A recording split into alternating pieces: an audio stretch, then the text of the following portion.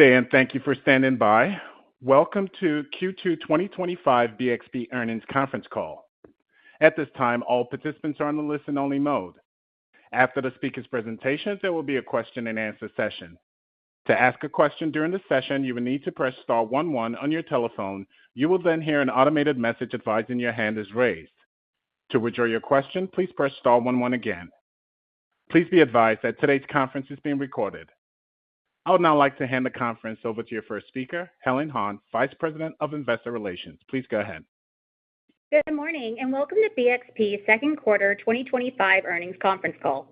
The press release and supplemental package were distributed last night and furnished on Form 8-K. In the supplemental package, BXP has reconciled all non-GAAP financial measures to the most directly comparable GAAP measure in accordance with Reg G. If you did not receive a copy, these documents are available in the Investors section of our website at investors.bxp.com.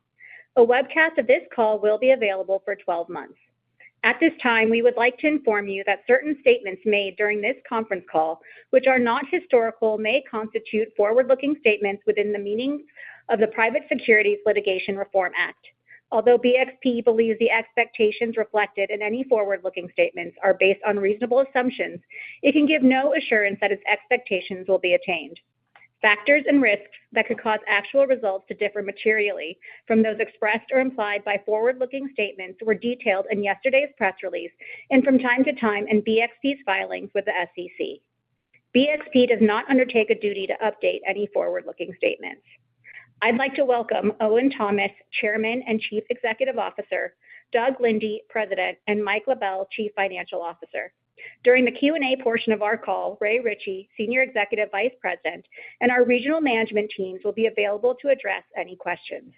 We ask that those of you participating in the Q&A portion of the call to please limit yourself to one and only one question. If you have an additional query or follow-up, please feel free to rejoin the queue. I would now like to turn the call over to Owen Thomas for his formal remarks. Thank you, Helen, and good morning to all of you. Our results in the second quarter demonstrate BXP's continued strong execution and provide further evidence of the property and capital market recovery underway in our sector. Our FFO per share was 5 cents above our forecast and 4 cents above market consensus for the second quarter, primarily driven by improved operations. As a result, we're also raising the midpoint of our earnings guidance for the full year 2025 by 2 cents. We completed over 1.1 million square feet of leasing in the quarter, bringing our total leasing in 2025 to 2.2 million square feet. Over the last 4 quarters, our leasing volume of 5.7 million square feet was 18% higher than the prior 4 quarters. We continue to increase the pre-leasing of our development pipeline with 200,000 square feet of development leasing this quarter. Now, regarding the operating environment, BXP's leasing activity remains vibrant across many, though not all, submarkets. As discussed before, the primary drivers of BXP leasing activity are corporate confidence and the in-person work behavior of our clients. Corporations generally see a favorable environment for their businesses unfolding this year, with a pro-growth tax bill recently passed in Congress, less regulation, geopolitical risk relief in certain regions, resolution of U.S. tariff agreements with many important nations, and the possibility of lower short-term interest rates. As a proxy for corporate health, 2025 S&P 500 earnings growth projections, though revised lower since the beginning of the year, remain healthy at 7 to 9%. Investors are confirming this view, with U.S. equity market indices achieving new highs and credit spreads on U.S. investment-grade bonds trading at or near 10-year lows. Further, in-person work behaviors continue to improve. JLL recently completed a study of Fortune 100 firms' office attendance policies. Over the last 2 years, ended the second quarter of 2025, Fortune 100 companies that are fully in the office climbed tenfold, from 5% to 54%. Hybrid mandates dropped by nearly half, from 78% to 41%, and fully remote policies dropped from 6% to only 1%. These are material shifts that have undoubtedly augmented leasing activity. Return to office behavior is more advanced in our East Coast markets, particularly New York City, and well behind on the West Coast. Moving on to office market conditions, I'll continue to emphasize that the premier workplace segment, defined as roughly the top 10% of buildings in a market and where BXP primarily competes, continues to materially outperform the broader office market. In our 5 core CBD markets, direct vacancy for premier workplaces is 7.5 percentage points, or 38% less than the broader market. And asking rents for premier workplaces continue to be more than 50% greater than the broader market. Regarding the real estate private equity capital markets, office sales volume increased materially in the second quarter to $14.2 billion, up 80% from the prior quarter and 125% from the second quarter of last year. Financing at scale is increasingly available at tightening spreads for higher quality office assets with WALT, particularly in the CMBS market. Equity investors are also starting to re-enter the office sector, given improving operating performance in certain markets and attractive asset pricing versus other sectors. There were several notable office transactions completed or committed in the quarter. In Midtown New York City, 590 Madison's under contract for sale for $1.1 billion, or $1,060 a square foot and a 5.2% cap rate. This building was constructed in 1981, is 85% leased, and sold by a pension fund to a local real estate operator with a financial partner. Also in Midtown, a half interest in 1345 Avenue of the Americas was sold at a gross valuation of $1.4 billion, or around $740 a square foot. The cap rate's not particularly meaningful given stabilization is several years away, and the transaction was facilitated by an $850 million CMBS financing. The building was originally built in 1969, is 92% leased and transacted between investment management firms, with the building manager staying in and owning the other half of the asset. And lastly, in Culver City, California, Entrada was sold for a gross price of $212 million, or $675 a square foot, and a 7.4% cap rate. This building was constructed recently in 2021, is 75% leased and transacted between investment management firms, again with the building manager staying in and owning a small stake in the property. Now, let's transition to BXP's capital allocation activities. As discussed on many prior calls, BXP controls what we think is the best positioned, currently actionable office development site in New York City, located at 343 Madison Avenue. The building will be a highly amenitized, sustainably designed, 46-story, 930,000 square foot premier workplace with direct escalator access into the Madison Concourse of Grand Central Terminal from the building's lobby. Today, we are making several important announcements regarding this project.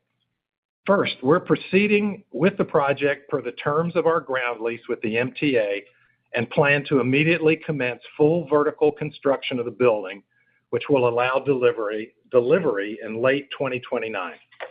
Site preparation, foundation work, and development of the Grand Central escalator access is well underway, having commenced in October 2024. Second, we have executed a letter of intent with an anchor client for approximately 30% of the building, with economics consistent with our investment underwriting. The client is a prestigious investment-grade financial institution that will be leasing the lower middle section of the building.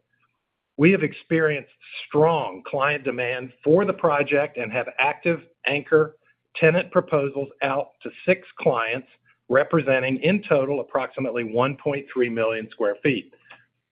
Negotiations continue with anchor clients for the base of the building, and we intend to be patient leasing the upper floors of the project, which we expect will be attractive to smaller users that make leasing commitments closer to the date when they can occupy their new space. Third, BXP is opting to buy out our 45% equity joint venture partner, which we will do no later than the end of this quarter for approximately $44 million at their cost basis. While our partner has been funding its share of pre-development expenses since 2017, they have decided to prioritize investment in existing as opposed to development assets, which better align with their current risk-adjusted return objectives. Given the trophy status of the asset and very promising pre-leasing activity, we believe introducing a new capital partner for an interest in 343 Madison, if we elect to do so, is readily achievable. As a reminder, 343 Madison has a total development cost of just under $2 billion, including approximately $400 million of imputed capital cost carry, and a projected stabilized cash yield on cost of approximately 7.5% to 8%, depending on how we ultimately elect to capitalize the project. The leasing market in Midtown remains very strong, with trophy buildings having a vacancy rate of 6.3% and no large blocks of space available in the Plaza District of Park Avenue. As a result, office rents are growing at rates well above inflation, and the very few high-quality building trades that have been completed were done at cap rates well below our projected development returns.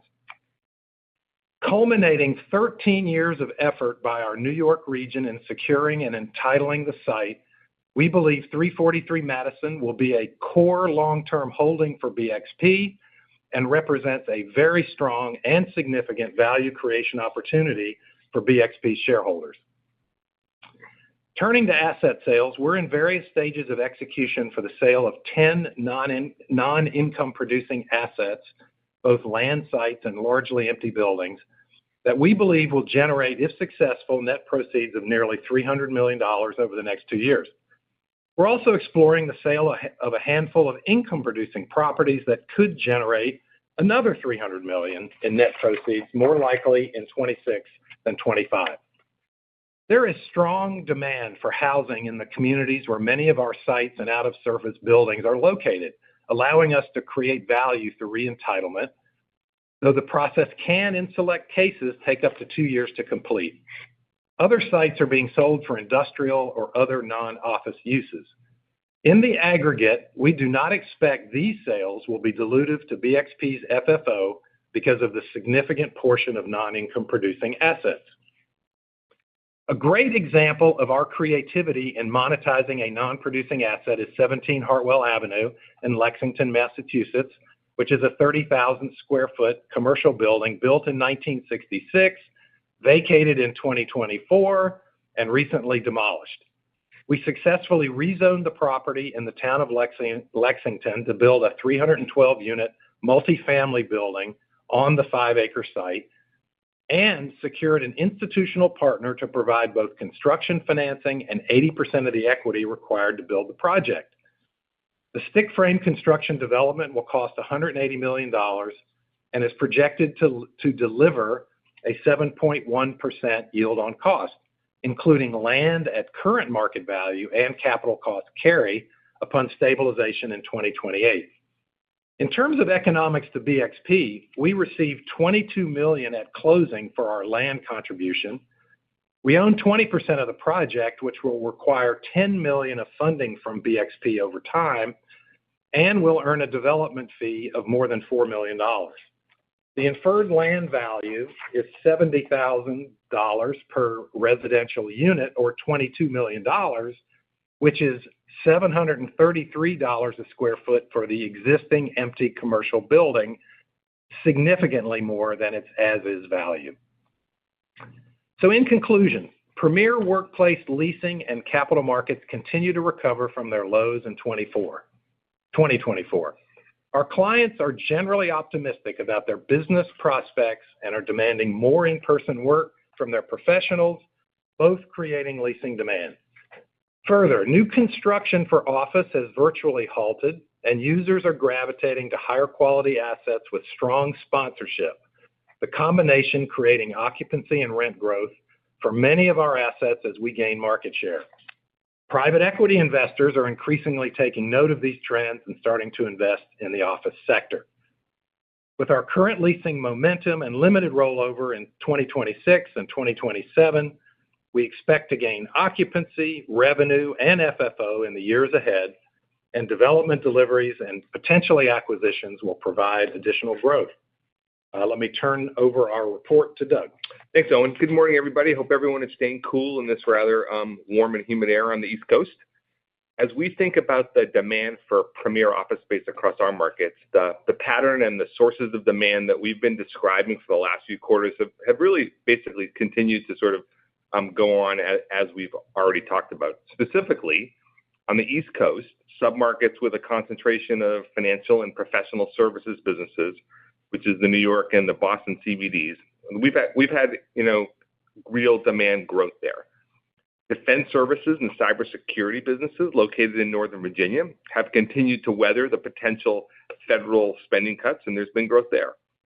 Biotech demand growth with extensive lab uses continues to be light, while demand from life science clients with needs for high-quality office space continue in the urban edge of Boston.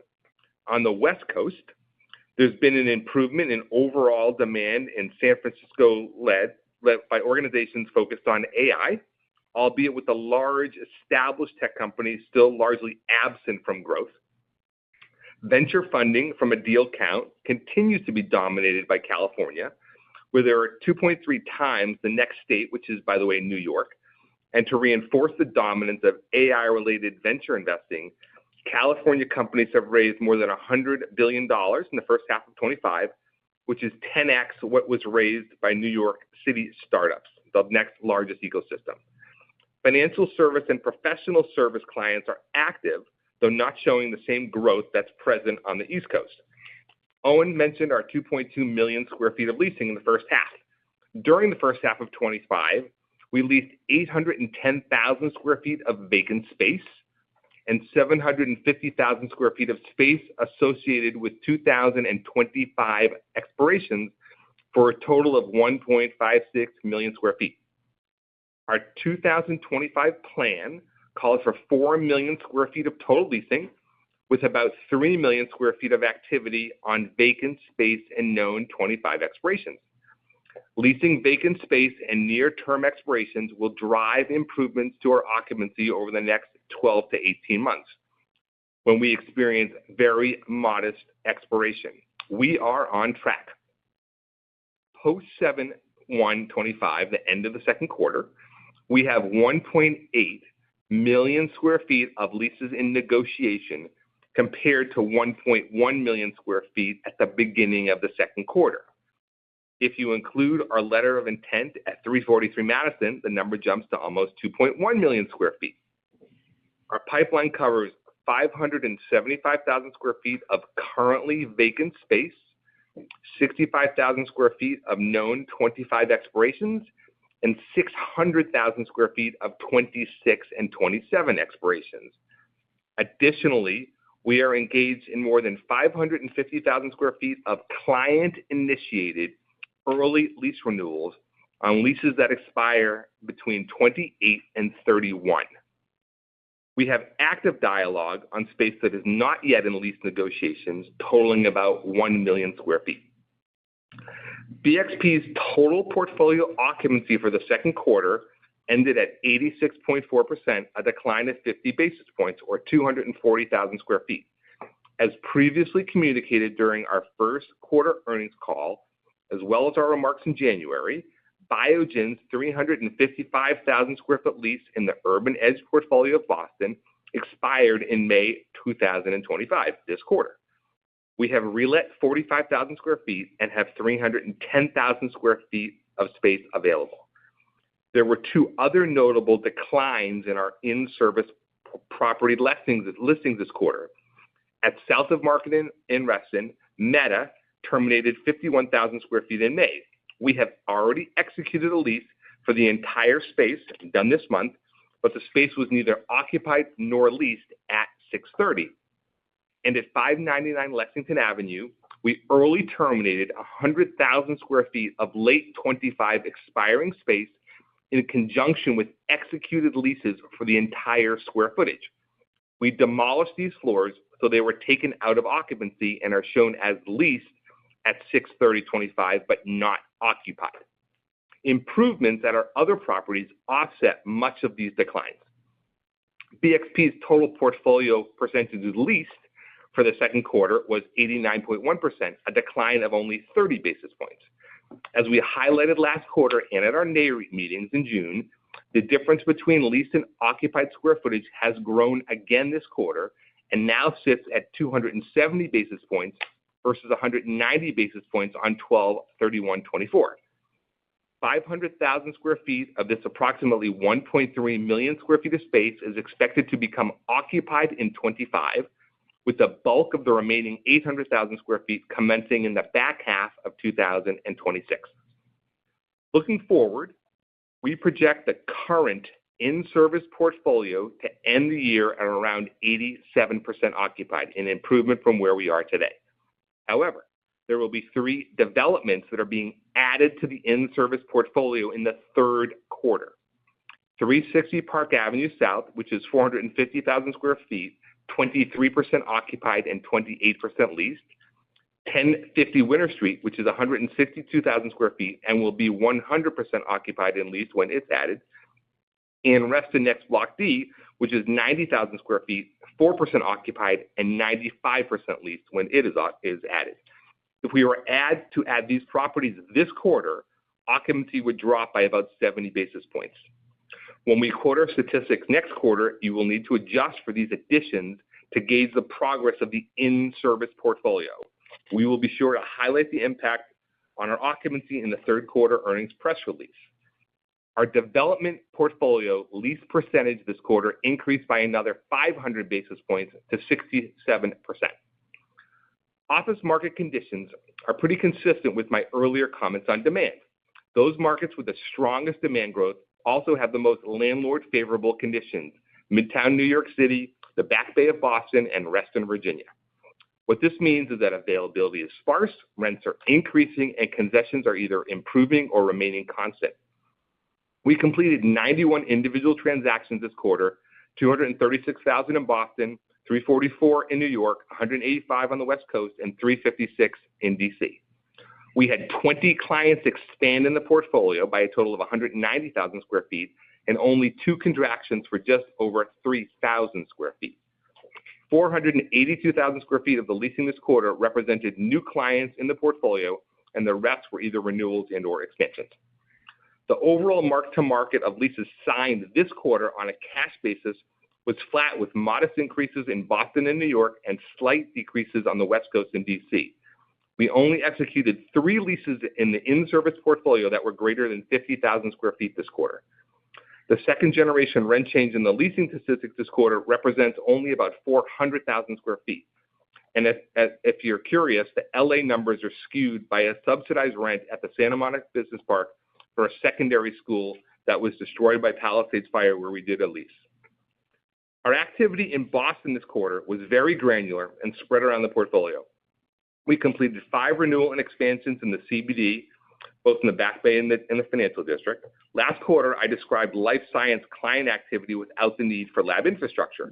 The first of these transactions was executed in the first quarter at 180 City Point, and we are in lease negotiations with 2 additional clients for another 76,000 square feet, also at 180 City Point. In addition, we have discussions going on with another group of companies that fit this same profile at our other urban edge assets. The economics of doing an office transaction on raw space, even though the building has been purpose-built for lab and has the infrastructure, are far superior to a lab transaction today, given the elevated tenant improvements necessary to compete in the lab market. We are in negotiations, however, with 1 true lab user for a second-generation lab building, again in the urban edge portfolio. In New York, our leasing activity was focused on the Midtown East portfolio this quarter. The highlight was leasing 6 floors at 510 Madison Avenue, where we have opened an enhanced amenity offering, including a new outdoor space. We also completed a renewal at 399 Park Avenue and 2 law firm expansions, one at the General Motors building and another at 200 Fifth Avenue. The 550,000 square feet of client-initiated extensions mentioned earlier are concentrated in our Midtown portfolio.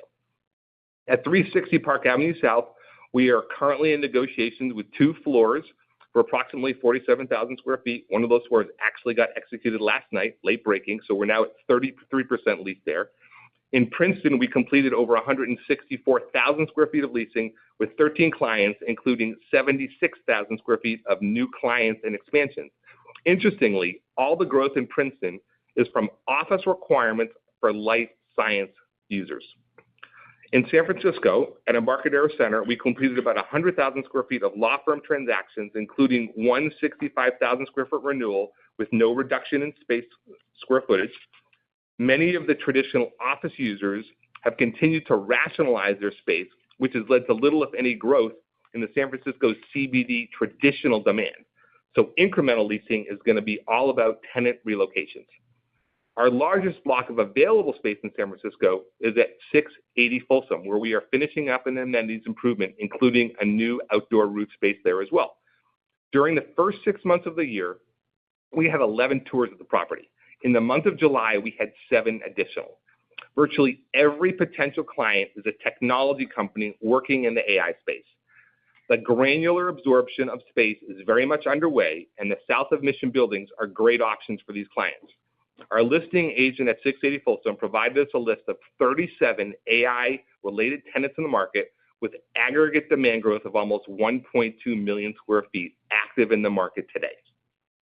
Before I conclude my remarks, I do want to discuss tariffs as they relate to construction activities, particularly because we are in the process of establishing our GMP contract for 343 Madison Avenue.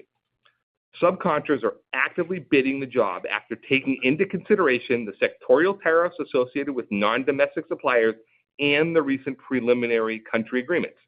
To date, we've either awarded or are negotiating bids for 3 separate components of the job, and in each case, we are obtaining meaningful savings relative to our last general contractor's estimate.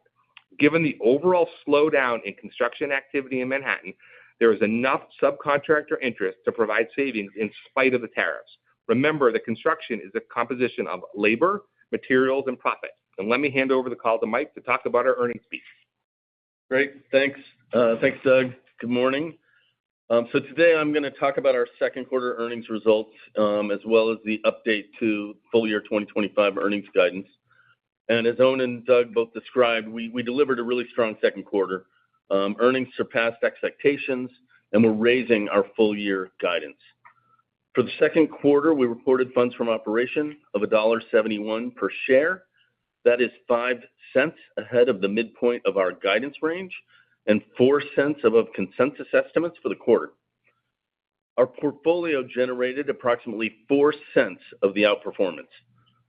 A penny came from earlier than anticipated revenue recognition on leases, which was very granular and spread across the portfolio. We generated an additional penny per share from higher than anticipated service income from our clients, primarily in Boston and New York, which tracks the higher space utilization on the East Coast. And then the last 2 cents of outperformance in the portfolio came from lower than projected operating expenses. Lower expenses partially came from lower real estate taxes, resulting from successfully negotiating reductions in our assessed values. We do anticipate about a penny per share of the expense reduction that related to repair and maintenance costs will be deferred into the third quarter and will not benefit our full year results. Our G&A expenses also came in lower than we expected, resulting in a penny per share better earnings performance. The savings came from lower compensation expense due to capitalized wages and savings in professional fees versus our budget. Now turning to the increase in our full year 2025 guidance. We're increasing the projected contribution from our same property portfolio from the second quarter strong performance combined with our ongoing leasing activity that Doug described, which continues to be aligned with our expectations. We now expect that the NOI from our same property portfolio will increase in 2025 by about 0.25% at the midpoint from 2024. And on a cash basis, we expect the same property portfolio NOI to grow 1.25% at the midpoint year over year. This represents an improvement of approximately 25 basis points from our guidance last quarter, or about 3 cents per share at the midpoint of our range. We continue to expect our in-service occupancies to start to improve in the second half of the year, excluding changes to the portfolio. As Doug detailed, we will be adding several development properties into service in the third quarter that will reduce our headline occupancy rate temporarily. We are increasing our assumption for interest expense on our floating rate debt this quarter due to the expectation for fewer interest rate cuts by the Federal Reserve. Our prior guidance included the potential for 3 rate cuts starting in the third quarter, and we've now reduced this to a maximum of 2 cuts, both in the fourth quarter. The result is approximately $3 million of projected incremental interest expense for the year, or 2 cents per share of higher expense. In our G&A, we recognized a penny of lower expense in the second quarter, and we anticipate that savings flowing through to the full year in our FFO guidance. So in summary, we have increased our guidance range to $6.84 to $6.92 per share.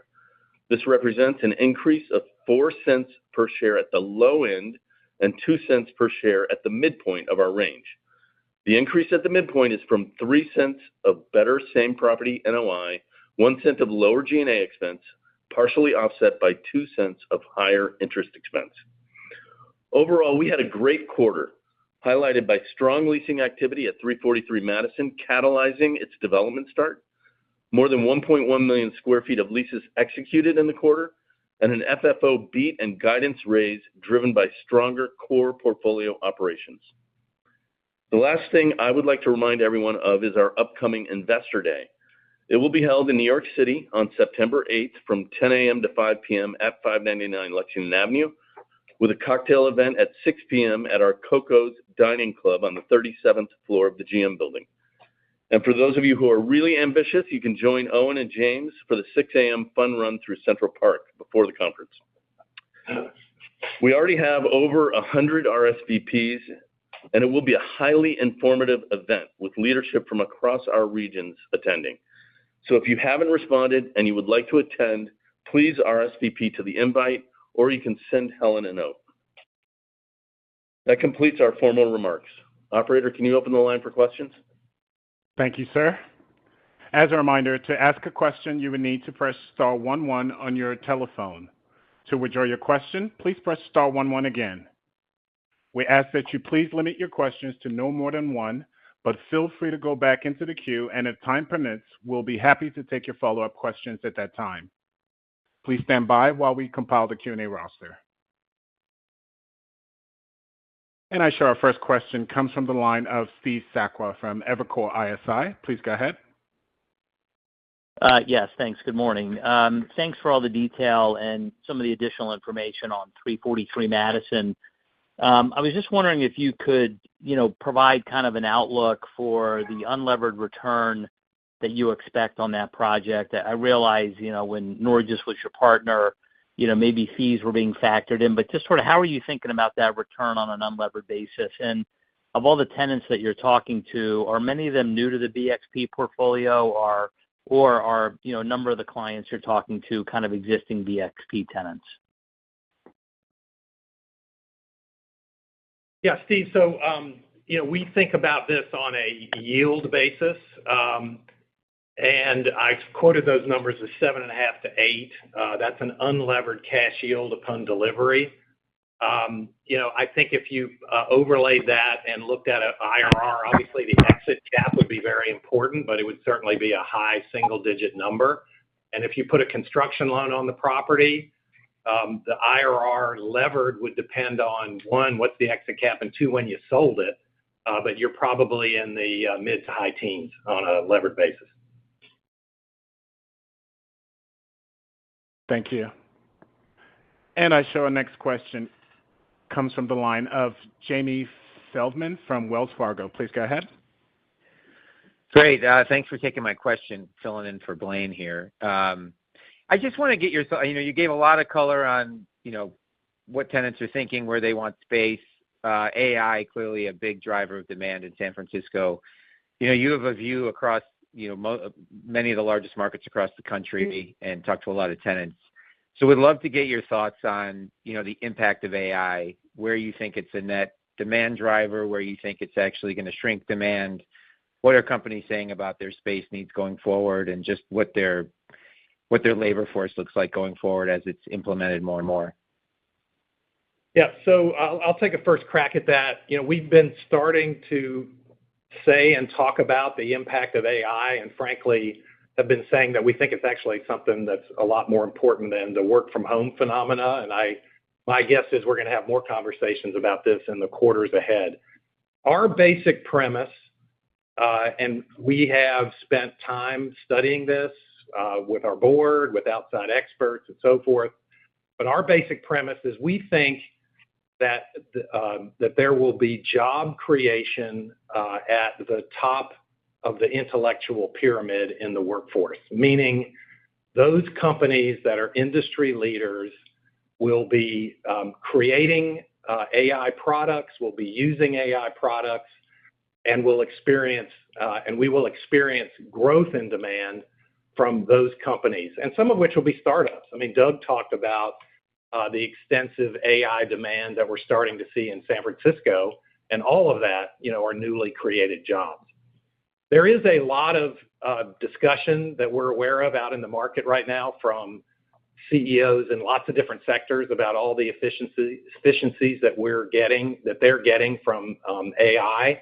We haven't seen an impact yet from those companies. No one's come to us and said, we're reducing our space because of AI.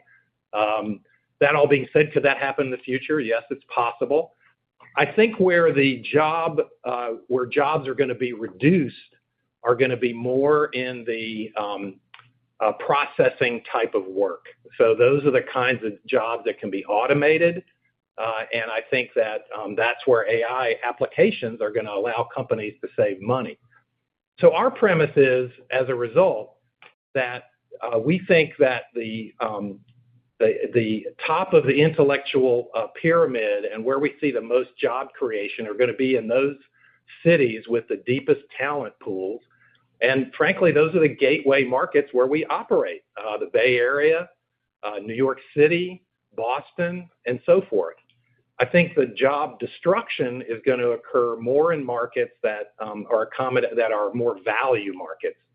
Space is cheaper. The workforce is more doing back office work as opposed to front office work, and that is less. And I think that concept also manifests itself in the quality of the buildings, because our strategy is to be at the top of the pyramid from a quality standpoint. We want to have industry-leading clients that are leasing our properties. We don't have as much back office uses in our buildings because most of our buildings people aren't leasing them because they're cheap. They're leasing them because they're very high quality. So that's in a very high level way, the way we see things going forward. Yeah, and Jamie, I would just add the following. So from an empirical perspective, so our average lease length this quarter was 9.4 years. And, the lease that we're negotiating now at 343 Madison is a 20-year lease. And so the clients that are signing up for a space now are not doing on a short-term basis with an expectation that they're going to no longer need the space, aka they're going to be reducing their headcount. So that's just sort of a fact pattern. I do think it is fair to acknowledge that there are what I would refer to as a number of established technology companies whose CEOs have come out and said that we think our job growth is going to either slow down or go in the negative direction. And we've seen layoffs from companies like Meta and Microsoft and Google, over the past year or so. And the question will be whether there will be an incremental addition of those companies that are in this AI field that are going to take up the gap associated with the reductions in the headcount from those types of organizations. If in fact there are no longer the same need for coders, for software engineers at those types of traditional companies, what will the world look like for people looking for the kinds of skills needed for the AI companies that are now being formed? And as I said, there are 37 of these companies in the market right now. I can't tell you if 1 or 2 or 10 are going to become unicorns and have a real need for significant numbers of employees, but there's a meaningful amount of growth going on in that sector. It's just much more granular than it was in terms of what we've experienced in the sort of 2012 to 2019 period of time, when all of the growth that we were seeing across the entire country from a demand perspective was coming from those, quote unquote, tech titans. Thank you. And I show our next question comes from the line of John Kim from BMO Capital Markets. Please go ahead. Thank you. On 343 Madison, you disclosed $390 million of capitalized interest at the project, and I'm wondering if you can clarify if that's capitalized interest going forward. And then in terms of financing the project, you discussed $600 million of asset sales, but I was wondering if you could discuss your other options and your preference in terms of finding another JV partner, construction loan, or if an equity raise is on the table for you. So that's two questions, but we'll answer them both. Thank you. So, capitalized interest for this project, we always impute capitalized interest in all of our development budgets that are on our development pipeline, based upon, a blended cost of equity and debt that we anticipate. And so for this property, we're assuming a blended rate of around 7.5% for the 4-year development and kind of lease-up period beyond that. So that's how we come up with that number. What the actual capitalized interest will be at the end of the day, based on how we capitalize it, actually may be less than that. Again, depending on how we end up capitalizing it. With regard to funding 343 and funding any growth that we have, right, we have a lot of different sources. The 343 project is a 4-year time horizon. And if you look at the ramp up of the costs, most of the costs really don't start to ramp up until late in 26, kind of 27, 28. So we have time to address the funding needs for that project in specific. But as with any funding decision, and we've described this previously, we have multiple sources of capital to fund our growth. And we talked about pursuing asset sales, and mentioned that. We can certainly raise private equity, or we can raise public equity. We can reset the dividend, and we can use either property-specific mortgage/construction debt or corporate debt, in addition to the excess operating cash flow that we generate. So we have a lot of different opportunities. And as I said, we have time to kind of select which combination of these we will use. Thank you. And I show our next question comes from the line of Nicholas Yulico from Scotiabank. Please go ahead. Thanks. I was hoping to just hear a little bit more about, the mark-to-market you reported this quarter. I know this is on the number in the sup is on commencements, but it did, mark-to-market looked a little bit worse than last quarter, even in like New York. Maybe you just talk about like what drove that, and then from a real-time leasing standpoint, how the numbers could be different on the releasing spreads. Thanks. Yes. So Nick, like I said, so I gave you the number for the leases that we signed this quarter, and this quarter the numbers were slightly up, meaning call it small single digits in Boston and New York, and they were slightly down in Washington D.C. and on the West Coast. So that's like the today number on terms of the space that we pushed forward and actually got executed this quarter. And in the numbers that were in the statistics that are reported in the supplemental, first of all, it's only 400,000 square feet of space. So it's not the entirety of the leasing that commenced this quarter. And in Boston, there was a 44,000 square foot deal at the space that was expiring from Biogen. It was an as-is deal, so there were no TIs associated with it. Obviously, when you have no transaction costs, your rent will be reflected in that. In New York City, we had a couple of 15-year leases in the lower portions of the building expiring, which we relet to another client. And so there was a natural increase over that period of time. So there was a slight downturn there. In San Francisco, the majority of the leasing was either at Gateway, which is obviously got some distress associated with it relative to life science demand, and leases that we did in Mountain View in our R&D spaces. And there I can tell you that there, in fact, has been a reduction in rental rates. So, I mean, we were as much as, call it, $4.50 or $5 per square foot per month. And today we're doing deals in the mid threes. So there has been a reduction in rents there. Again, very little in the way of transaction costs. And then again, in DC, there were a number of very low TI deals that also impacted the numbers. So it's, unfortunately, it's very much a question of what exactly is coming online in the quarter. So I would not read much into sort of where those numbers were. And I explained sort of the dramatic negative in the stuff that was done in Los Angeles. Thank you. And I show our next question comes from the line of Jana Gallen from Bank of America Securities. Please go ahead. Thank you. Good morning. One more on 343 Madison. Can you remind us of the terms of the MTA ground lease? Hillary, do you want to take that one? Sure. The terms of the MTA ground lease are basically a 99-year ground lease, and the company has the opportunity to move forward with this. There was a termination right that needed to be exercised by July 31st. We have said that we are not exercising that because we're moving forward. And so as we move forward with the lease itself has very knowable and documented increases in payments. And over time, we think that makes it a really attractive lease for us to underwrite, both from the perspective of tenant interest and from the perspective of financing. One of the things I think that's important in this ground lease that's maybe different from some other ground leases in New York City is that there's no reset associated with market valuation estimates in the future. And so, as Hillary said, there's increases that are basically known or related to the performance of the property, not the performance of the overall market values. Thank you.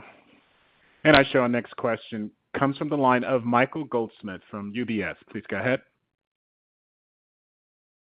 Good morning. Thanks a lot for taking my questions. Questions on the guidance. You beat on the second quarter earnings, but only took the bottom end of the annual range up. And then can you just talk a little bit about the timing of the shift? Seems like it's a little bit more fourth quarter weighted than third quarter. Just trying to understand kind of the cadence of earnings through the back half of the year. Thank you. Sure. Thanks, Michael. So yeah, you're correct. We increased the bottom end. The way we build our guidance, right, is we have a base model, and then we have a kind of a list of things that are kind of underway or could happen. So some of those could happen things happened in the quarter, so we were able to increase our bottom end. And as I mentioned, most of it was in the portfolio. And the reason that the full year guidance isn't increased as much as the quarterly beat is because we're giving back a little bit of the expense savings in the second quarter into the third quarter, and we have a little bit higher interest expense that we expect later in the year. In the third quarter, our seasonal operating expenses are always highest. It's the hottest, as Doug mentioned, it's hot out. It is the hottest time frame in the location for many of our assets, so our utilities expenses are higher. So the third quarter will seasonally be a lower FFO than the fourth quarter because the fourth quarter operating expenses will be less, and that makes up about 5 cents quarter to quarter if you look at what our guidance is. And then the other impact is the occupancy ramp that we expect later this year, and most of it will have more of an impact in the fourth quarter than it does in the third quarter. So our property NOI should be higher in the fourth quarter. Thank you. And I show our next question comes from the line of Caitlin Burrows from Goldman Sachs. Please go ahead. Hi, good morning, everyone. You mentioned a number of funding sources for 343 Madison, so I realize you kind of already talked about it, but as a potential follow-up to that, you mentioned a dividend reset was one of them. Realize it could happen, it might not, but based on, I guess, your taxable income today, how much would you be able to reduce the dividend if you wanted? And to the extent you do have that flexibility, what would make you wait rather than do that sooner? So we've maintained a steady dividend for several years now. even though the current dividend has been higher than our taxable income during that time frame. But that is why we're putting it in as a list of potential funding sources, as you mentioned, Caitlin. The other thing I would say about our dividend is it's consistently been covered by our FAD, which is the reason we kept it stable, even though we've had external growth that has been going on and funding needs going on. We haven't made any decisions.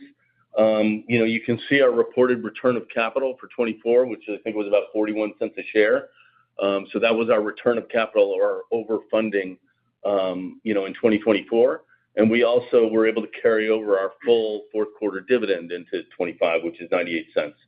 So that'll give you some sense as to the size. Obviously, we need some amount of carry forward, right? That's not going to go to zero. And with respect to timing, as I said, we have plenty of time to make these decisions, and we haven't made any decisions at this point on the dividend. Thank you. And I show our next question comes from the line of Vikram Malhotra from Mizuho. Please go ahead.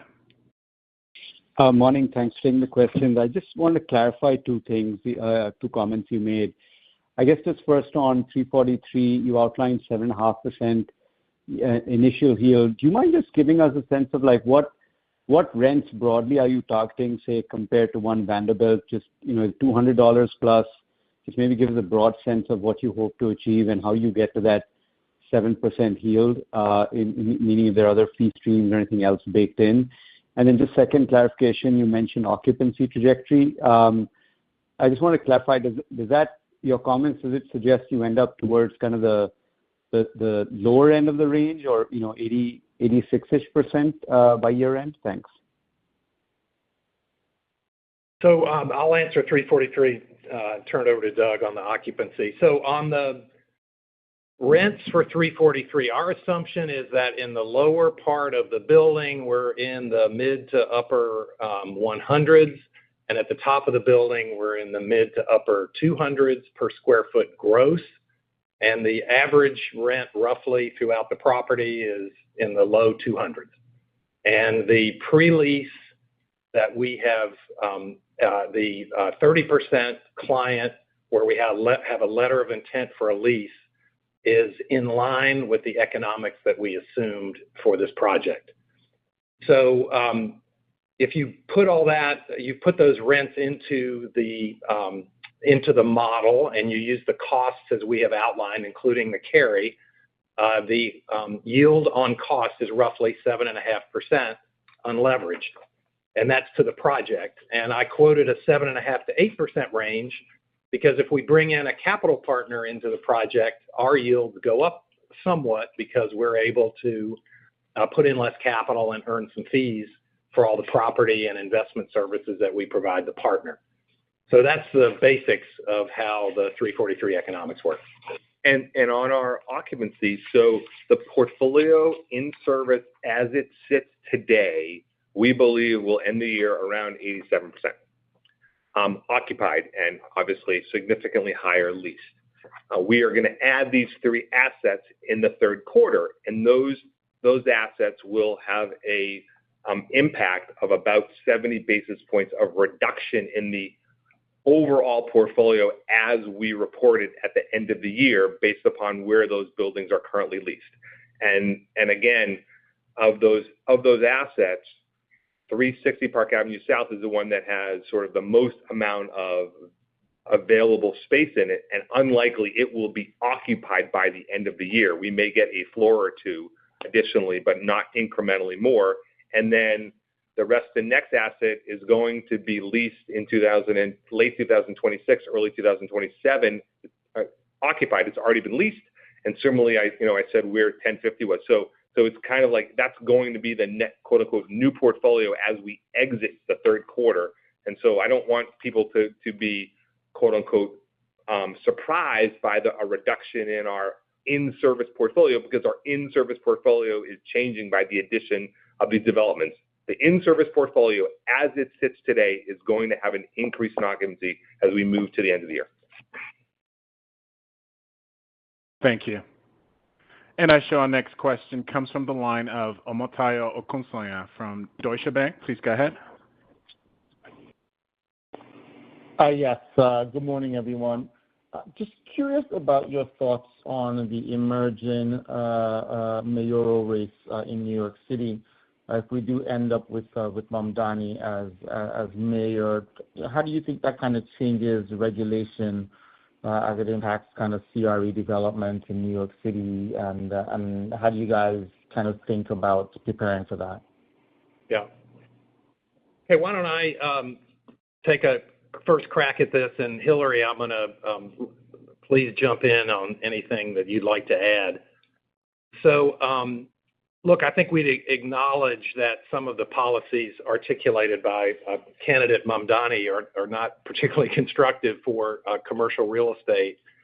But a few things I would mention. One, the election, he won the primary. The election has not occurred yet, and I think his election is a real possibility, but it hasn't happened yet. The second thing I think that's important is the system in New York, due to the 70s financial crisis, is that New York State, headquartered in Albany, obviously, has significant controls over the operations and governance of New York City. Specifically, the state controls the MTA, the Port Authority, and various other agencies in the city. And the state also has approval rights over many matters that are important to business, such as local taxes. And my guess is that some of the policies of candidate Mamdani won't be supported at the state level, particularly things like tax increases. And then the only last thing I would say is New York is a force in and of itself. It is a vibrant city. It has continued to excel through many different mayors with different political stances on lots of different topics. And my strong bet is that New York will continue to thrive regardless of the election outcome. Hillary, what did I miss? Well, I would just confirm what you're saying, Owen, and just point to the fact that we have investment grade credit tenant committing to a 20-year term at 343 Madison Avenue as evidence that the businesses that are successful in New York City plan beyond the length of a mayoral term or two for their future success. And so I think they're looking out, much farther than the next 4 or 8 years. Good point. Thank you. And I show our next question in the queue comes from the line of Anthony Paolone from JP Morgan. Please go ahead. Thank you. Mike, you talked about just the various options you have for raising capital, but maybe can you step back and just give us a sense, the over 8 times leverage, where do you want that to be? And I know you have time before you have to spend some of this money, but I guess why wait and perhaps pull some of these levers if in fact you want that leverage to be lower than the 8+ times over time? So we've talked many times about our leverage and how we think about current leverage and pro forma leverage, right? And we believe that the company, our target, I guess, for the company is somewhere in the mid-6s to the mid-7s, and that's been very consistent over a long period of time. I do expect our leverage is going to continue to move up for the next couple of quarters, but we are delivering 290 Binney Street in the middle of next year. It's 100% leased, and it delivers substantial EBITDA to the company, and it will act to counteract that and reduce leverage a little bit. We also have the other developments that Doug talked about that will be leasing up over time and providing EBITDA. And then the last thing is occupancy improvement. And occupancy improvement over the next 18 to 24 months can be very powerful because it's going to generate a lot of EBITDA if we can achieve our business plan and bring our leverage down into our desired range. And then we talk about asset sales.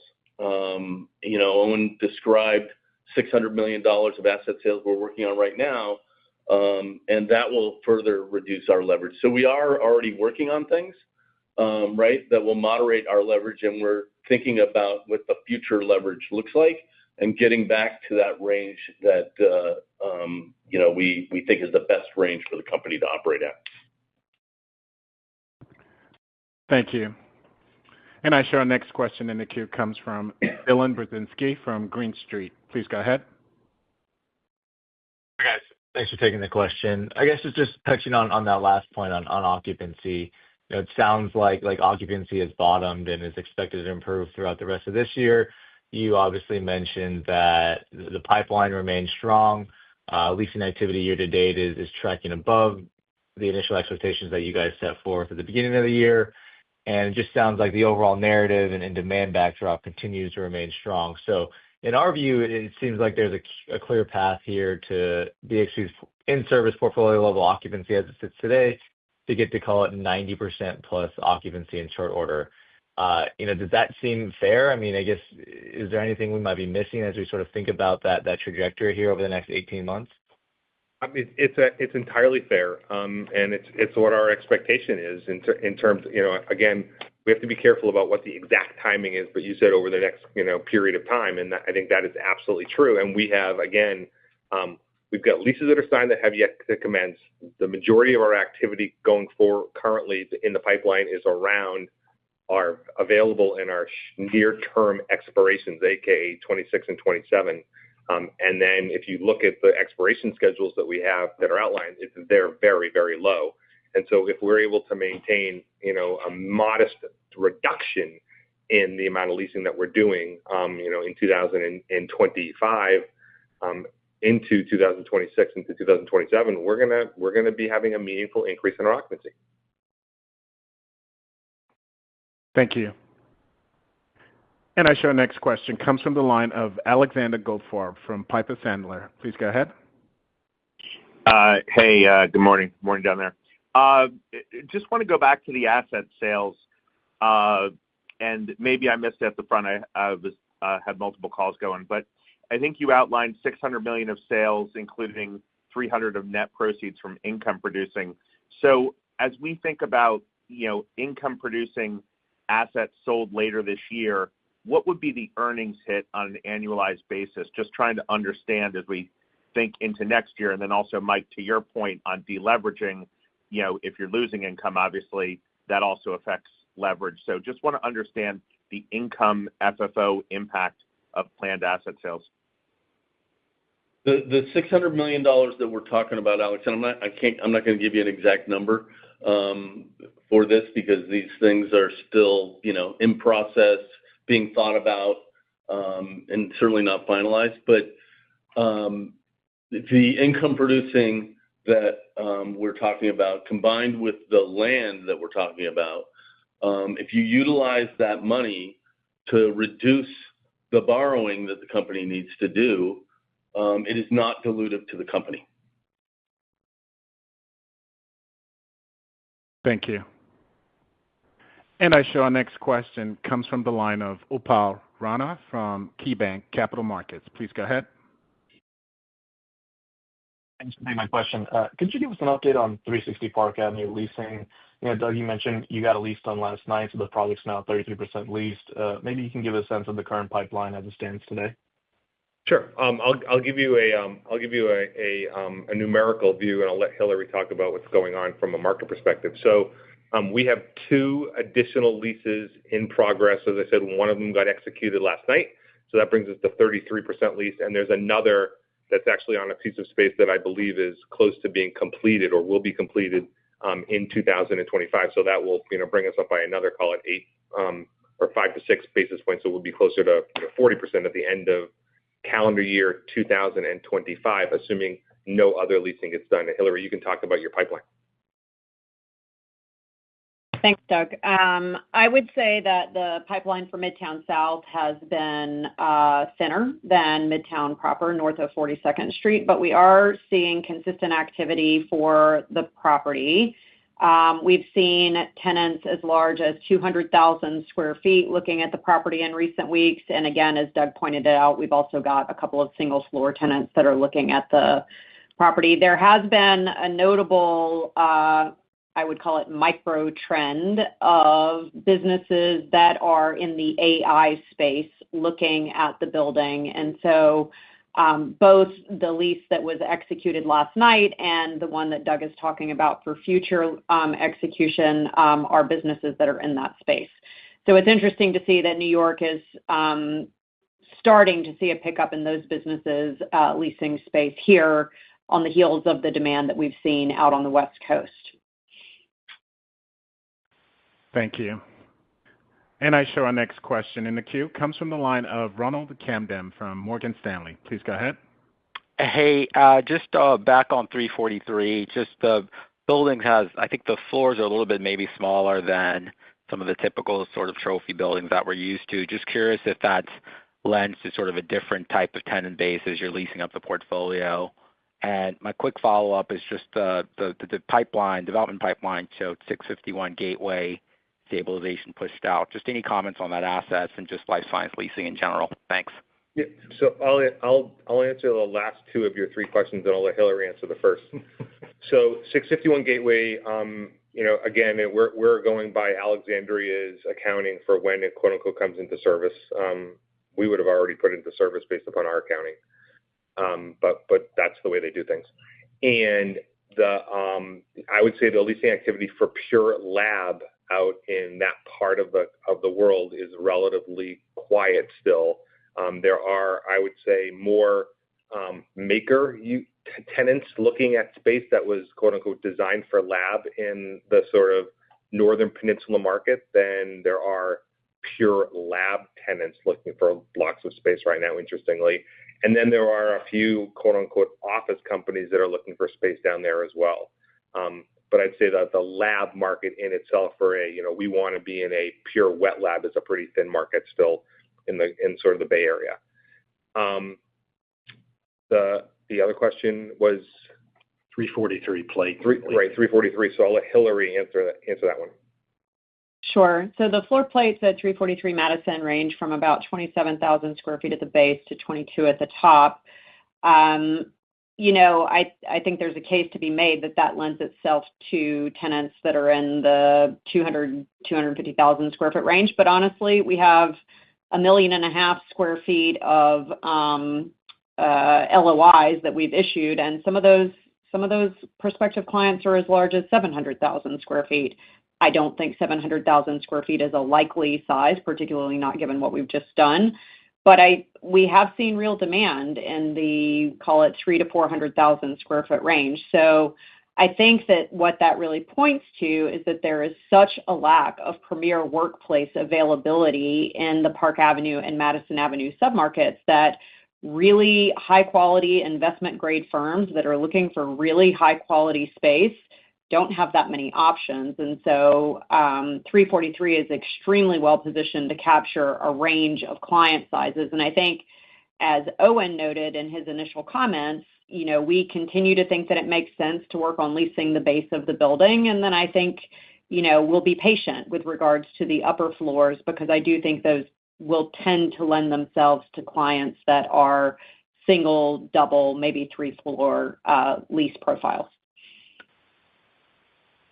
Thank you.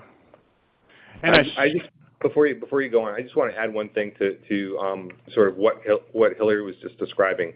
A bunch of people have called Mike or Helen or myself and said, "Who's the tenant? Who's the tenant for 343?" And as we said, we're not going to announce who the tenant is. We're going to let the tenant announce their decision to their employees, and then it will become public. And people are also asking the question, "Oh, is it someone in your portfolio?" And I would just point everyone to the rents that are in our existing portfolio in Midtown, and the average rents in the buildings are, I believe, if you look at 601 or 599 or 399, about $100 a square foot. And I think, Hillary, you would love to get some space back in those buildings if you could, to lease in this market, which is obviously something that is not going to happen in the short term. So anybody who's sort of concerned about where the tenant might be coming from, and if it's one of our portfolio tenants, if that were the case, it would be a great opportunity for us to release space that is dramatically underleased. And as Owen said, the average rents at 343 are in the mid-200s, right? So we're talking about huge upside potential there. And I just to Doug's point, we have existing clients in our Midtown portfolio that do not have room to expand and who would like to expand. So I would view getting space back at any of our Midtown assets as a net positive for the company, not only from the perspective of being able to increase rents, but also from the perspective of being able to accommodate important clients who want to expand with us. Thank you. And I show our next question comes from Peter Abramowitz from Jefferies. Please go ahead. Yes, thank you for taking the question. I know, Doug, you touched a little bit on it with your comments around some of the AI tenants in San Francisco, but just wondering if you could talk about kind of, the portfolio up by Embarcadero and demand that you're seeing in that part of the city versus some of the assets south of Mission. Does south of Mission seem to be kind of picking up and participating in that recovery? Just curious how that's kind of unfolding. So let me answer in the general, and I'll let Rod take the time to answer in the specifics. So the south of Mission market is clearly getting better, and there is clearly a AI-related resurgence from a demand perspective because of the growth. So that is unequivocal. Rod, you can talk about the demand that we're seeing in and around Embarcadero Center as well as the other parts of the market. Yeah, so definitely demand around Embarcadero Center has been what it has traditionally been, which is mostly the financial services and traditional companies. I mean, that's who we are leased to, and that's who we see most of the demand from. We're getting good activity outside of Embarcadero from the AI companies. Doug mentioned previously the interest that we've seen down at the 680 Folsom block of space, which is our largest block, a little over 200,000 feet. But the central downtown around Embarcadero Center has been thriving with the traditional companies, and we've been happy to do deals with some of these that have been in the market, and we're going to continue to do that. We have an active program of doing spec suites, pre-built spaces, and that's been successful, and we're continuing to do that both at Embarcadero and at 535 Mission.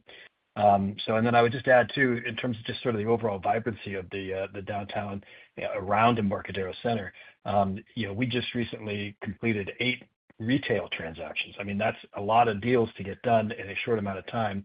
And these are very much homegrown companies, little small businesses, but we're bringing them into Embarcadero Center, and it's creating a much more enjoyable place for our tenants, and it's getting great attention. So we're very pleased about that.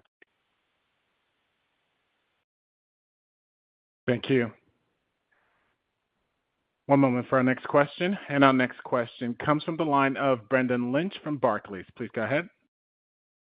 Great. Thanks for taking my question. You mentioned clients starting renewal discussions for 2028 to 2031 already. When you look back at past cycles, how common is it for tenants to start negotiations so early? I would say that it is common for larger tenants, particularly in certain of our CBD markets, to get out there 2 to 3 years in advance if they want to consider new development. To the extent that the market is soft, they tend to wait longer and longer. And I think it's an indication of the tightness of the market that a company that has X 100,000 square feet of space would be considering doing early renewal or extensions prior to getting into that sort of shorter window. And look, it's all part of the same phenomenon, which is we are in a very supply-constrained market in certain of our submarkets. So in the Back Bay of Boston, where you saw us do a year ago a deal and last year a deal with 2 large financial institutions. And now, my guess is you'll see some of the same thing happening in our portfolio in Midtown Manhattan, because it's really hard to find a 3 or 4 or 500,000 square feet piece of space, or even 200,000 square feet piece of space, and not be able to go into a new building given the challenges associated with lease encumbrances, et cetera. So tenants are, I'd say, thinking hard about what they need to do to protect their footprints, in a quote unquote improving market. Thank you. And I show our next question comes from the line of Nicholas Yulico from Scotiabank. Please go ahead. Hi, thanks for the follow-up. Just going back to 343 Madison, I just wanted to ask, in terms of the funding, I know you've talked about it there. You have a lot of different levers to pull, but it's also now a bigger funding amount than might have previously been expected because of the JV partner, existing JV partner not being there anymore. And so I guess what I'm wondering is, do you guys have a timing standpoint from when you plan to give an update about which direction you're looking to go to in terms of how you're going to capitalize the project? Is this something that you're going to lay out at the investor day, or any sort of sense of timing on an update there would be helpful? Thanks. Look, Nick, what I mentioned was that we don't have a lot of costs going out this year and early next year. I think we're going to be, focusing on this, a high level of focus over the next couple of quarters, and cementing what we want to do. I think with respect to, raising private equity, I think we'd like to get this lease signed, and we have other proposals that we're working on for the rest of the base of the building, and if we can get some of those going, I think that creates a very, very even more enticing package for that. So I think that, that part of it could align with finishing up that work. Thank you. And I show our next question comes from the line of Caitlin Burrows from Goldman Sachs. Please go ahead. Hi, sorry, two more follow-ups. You were just talking about how you would like to get space back in Midtown because of the positive mark-to-market, which just makes sense. So I was wondering if you could kind of square that with the reported leasing spreads from the quarter being down. Were those just specific spaces or something else I'm not appreciating? And then just as you think about guidance for the full year, it seems like you are expecting a pickup in the fourth quarter. So I was wondering if that's solely related to occupancy pickup or if there's something kind of more nuanced like gains on land sales or something included. Thanks. Okay, I'll try and do the first part of your follow-up question, and I'll let Mike do the second part. So regarding mark-to-markets, in our Manhattan portfolio in the quarter that is in the supplemental, there were a bunch of smaller transactions at 767 at the lower portions of the building where we aggregated space and did leasing, and those rents were coming off, relatively high rents for that space. And so that's where most of the negative mark-to-market came from. If I were to look today at the deals that are being done in Midtown Manhattan, as I said earlier, we have a positive mark-to-market, including at that same building. And so I would expect that, over the next few quarters, when I'm reporting what's going on, that number will continue to get higher and higher. And so from my perspective, the improvement in rents in Midtown Manhattan is real, and we're seeing double-digit annual increases in asking rents in our portfolio in Midtown.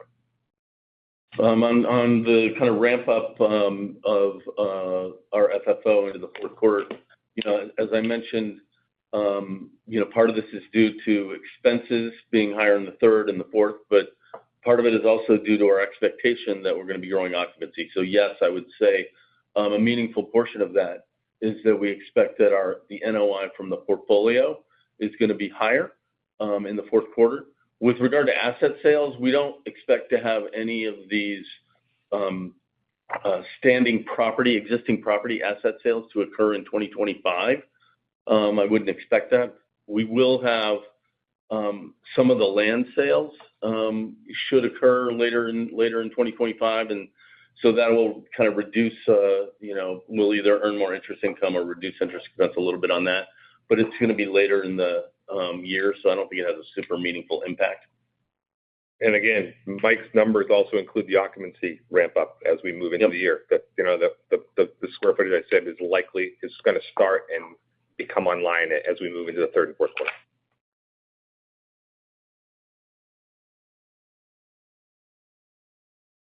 Thank you. One moment for our next question. And I show our next and last question in the queue comes from the line of Alexander Goldfarb from Piper Sandler. Please go ahead. Hey, thank you for taking the question. Just quickly, going back on the Norges, on the 343 Madison that you guys are buying out their interest, are there others in the Norges JV? Like, should we think about others of the Norges JV assets being sold, or you guys buying out interest in others of your partnership with them in other assets? Alex, we have never described our partner at 343 as being Norges, so let me just put that on the table. And then second, our partnership with Norges is stable. We're not buying out, they're not buying us out of any assets, and from time to time we look at new investments together. Okay, thank you. Thank you. This concludes our Q&A session. At this time, I'd like to turn the call back to Owen Thomas, Chairman and CEO, for closing remarks. Thank you all for your attention and interest in BXP. I'll just close by reminding everyone of our investor conference on September 8th, and we look forward to continued engagement. Thank you very much. Thank you. This concludes today's conference call. Thank you for participating. You may now disconnect.